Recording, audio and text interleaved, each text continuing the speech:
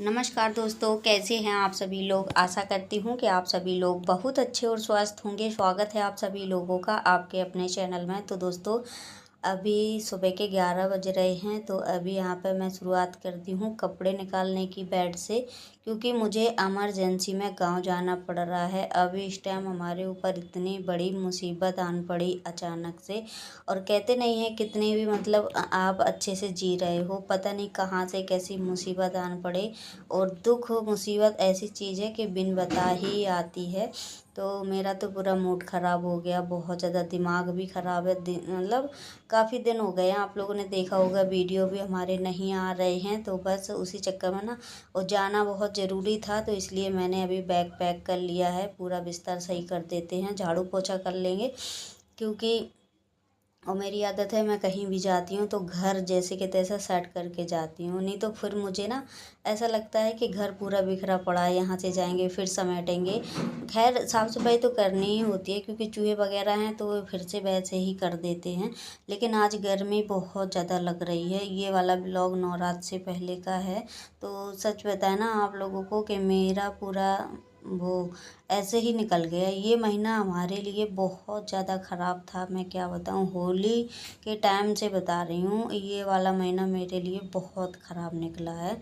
और माता रानी करे ऐसा मतलब किसी के साथ ना हो, अचानक से इतनी बड़ी बड़ी मुसीबतें आ जाती हैं।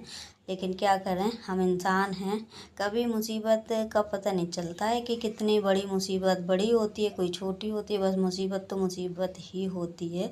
तो अभी ना मैंने बैग पैक कर लिया है। और ये वाले सूट में ना मेरे सिलाई मैंने रख ली थी, पर ये ढीला हो रहा था हमारे, तो फिर मैंने थोड़ा सा और टाइट कर लिया है। और सच बताया ना, जब से ये सारी चीज़ें हमारे साथ हो रही हैं, दिक्कतें आई हैं घर में, तो जब से खाना भी कम हो गया है, खाना अच्छा भी नहीं लगता कुछ भी, और कोई भी ऐसी दिक्कत हो तो नहीं अच्छा लगता है। और अभी मैंने बताया था मैं निकल आई थी, तो मैं अब अभी ना आ गई हूँ। यहाँ पे रहती है हमारी जेठानी बीच वाली, तो उनके मतलब प्लॉट वगैरह ऐसे ही पड़ा है, अभी बनवाया नहीं है उन्होंने। पता नहीं कब बनवाएंगे, क्योंकि अभी तो पहले लड़के की शादी की थी, फिर लड़की की तो अब ऐसे ही अभी पड़ा है। और आप लोगों ने देखा ही होगा, हमारा तो बन चुका था, लेकिन उसी पे काफ़ी दिक्कतें आ चुकी हैं। जैसे कि प्लॉट नाम भी है, दाखिल खारिज भी है। और बगल में जो खेत है वो काफ़ी लोगों की ज़मीन ऐसी दाब चुके हैं। तो ऐसे बगल में ना कोने पे हमारा भी प्लाट पड़ गया। तो हमारे जो साइड में फ्लैट हैं वो करीब 16 प्लाट हैं। हम 2-3 लोगों के उस लाइन में घर बने हैं, और बाकी प्लाट खाली पड़े हैं। तो उन्होंने पूरा कब्जा कर लिया है, तो बड़ी परेशानी हो रही है। और रजिस्ट्री जिसके नाम से होती है हमारे नाम से है, तो मुझे भी आना पड़ा, बच्चों को भी लेके आना पड़ा। तो बस उसी की वो लगाएंगे, एसडीएम के यहाँ दरख्वास्त देंगे, जो भी होगा देखा जाएगा। बाकी बहुत ज़्यादा मतलब वो किसी की बात नहीं मानता है। जो भी व्यक्ति है वो बहुत ज़्यादा अपने और बहुत ही दबंगई से घूमता है। कहते हैं उसके पास पैसा ज़्यादा है, तो मतलब किसी को भी नहीं सेठता। लेकिन ये है कि देखो, जिसकी बिना नाम वाली ज़मीन थी उसकी तो दाब ली है, लेकिन हम लोगों की है नाम वाली। खैर अब जो होगा देखा जाएगा, क्योंकि उस ज़मीन पे मुकदमा उठ चुका है, स्टे लग चुकी है। तो अभी तो फ़िलहाल वो कुछ कर नहीं पाएंगे। जो भी होगा माता रानी की कृपा से ठीक ही हो।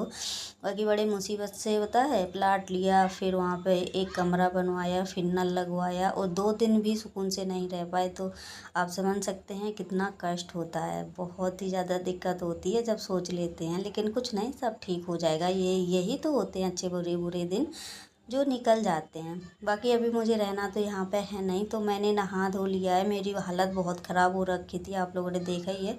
मेरा ना जब से मैं यहाँ आई हूँ, मैं कल आ गई थी, तो मेरा सर इतना ज़्यादा दर्द हो रहा था, इतना ज़्यादा कि मैं आप लोगों को बता नहीं सकती हूँ। बहुत ज़्यादा तकलीफ़ हो रही थी। और फिर उसके बाद ना मैं निकल आई थी शाम के टाइम घर, क्योंकि वहाँ पे रुक के कुछ नहीं करते हैं।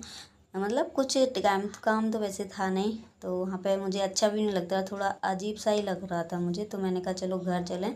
और बेटियों के पेपर भी थे जब हम यहाँ से गए थे, जब टेस्ट चल रहे थे। टेस्ट तो सारे हो गए थे, बस पेपर बचे हुए हैं अभी। तो पेपर भी हो जाएंगे, फिर उसके बाद ना हम फ्री हो जाएंगे थोड़ा सा इनसे। तो ये कपड़े मैंने ना शाम दूसरे दिन धो दिए थे। मैं ना कंटिन्यू व्लॉग नहीं बना पा रही हूँ, क्योंकि मेरे दिमाग में इतने इतनी ज़्यादा टेंशन हो रखी है अभी इस टाइम, इतनी ज़्यादा टेंशनबाजी चल रही है कि आप लोग समझ सकते हैं। मैं कंटिन्यू व्लॉग भी नहीं बना पा रही हूँ क्योंकि मेरा मन ही नहीं लगता है क्या होगा कैसे होगा, मतलब कुछ समझ में। और ये समझ सकते हैं आप लोग, केसेस वगैरह जो भी होते हैं तो बड़े लंबे से हो जाते हैं। बस मैंने तो जहाँ पे प्लाट लिया है उनसे कहा है मुझे दूसरा प्लॉट दो, आप मुकदमा करो कुछ भी करो, मुझे उससे कोई लेना देना नहीं है। क्योंकि हम लोगों ने इतनी महंगी ज़मीन खरीदी, उसके बाद हमारी लागत भी लग गई है, तो मुझे तो भाई नींद भी नहीं आती है रात में, बड़ी टेंशन होती है। पर कोई बात नहीं, जो भी होगा अच्छा ही होगा। अभी हो गया है तो कोई दिक्कत नहीं है इतनी,